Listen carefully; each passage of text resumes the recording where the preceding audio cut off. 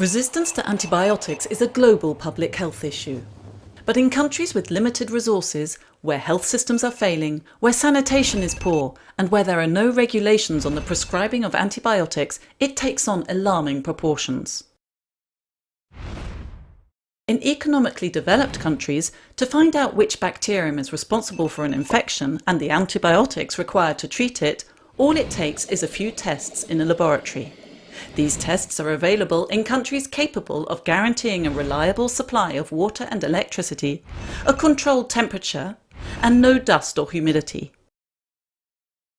They also have the skilled personnel and the equipment and products needed to implement the tests. Also many constraints in short supply or difficult to access in many of the countries where MSF operates.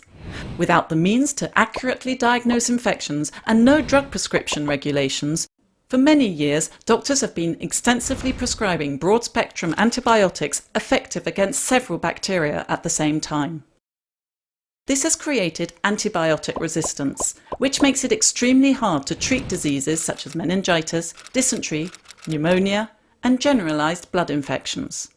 In response, MSF is currently developing a portable laboratory that will have all the features of a regular laboratory but can be adapted to conditions in the settings where it works. It will have to comply with certain specifications. It must be tropicalized, meaning resistant to heat and moisture, simple to use, so it can be operated by staff with just a few days training, hard-wearing, compact, cheap, and easy to transport. The laboratory will enable better diagnosis and documenting of antibiotic resistances. It will be used primarily for newborns and children, particularly those with malnutrition or who are HIV positive, and war casualties. Set up in cooperation with public institutions and private partners, the Mini-Lab project is expected to last several years.